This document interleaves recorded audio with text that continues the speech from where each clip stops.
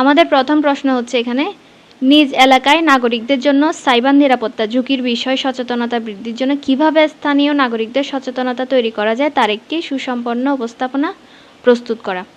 তাহলে আমাদের কাজ 1 হচ্ছে নিজ এলাকার নাগরিকদের জন্য সাইবার নিরাপত্তা ঝুঁকি চিহ্নিত করা এবং সাইবার নিরাপত্তা ঝুঁকিগুলোর নাম এবং কিভাবে তারা এই ঝুঁকির সম্মুখীন হচ্ছে তা খুঁজে বের করা। নিচের মতো করে আমরা সেটা কি করব, উপস্থাপন করব পরীক্ষার খাতায়। তাহলে আমরা এখানে একটা দেখতে পাচ্ছি যে এইভাবে উপস্থাপন করতে হবে। যেমন আমাদের প্রথমে ক্রমিক নাম্বার অনুসারে দেওয়া আছে 1 2 3 4। সাইবার নিরাপত্তা ঝুঁকি কী কী হতে পারে? ফিশিং হতে পারে, ম্যালওয়্যার হতে পারে, পাসওয়ার্ড চুরি হতে পারে বা সোশ্যাল ইঞ্জিনিয়ারিং হতে পারে। এইভাবে কীভাবে সম্মুখীন হয় সাইবার নিরাপত্তা? এটা হচ্ছে ইমেল বা মেসেজের মাধ্যমে হতে পারে সাইবার বুলিংটা, অথবা অজানা কোনো সফটওয়্যার ডাউনলোডের মাধ্যমে সাইবার বুলিংটা হতে পারে, আবার হতে পারে দুর্বল পাসওয়ার্ড ব্যবহারের মাধ্যমে, আবার হতে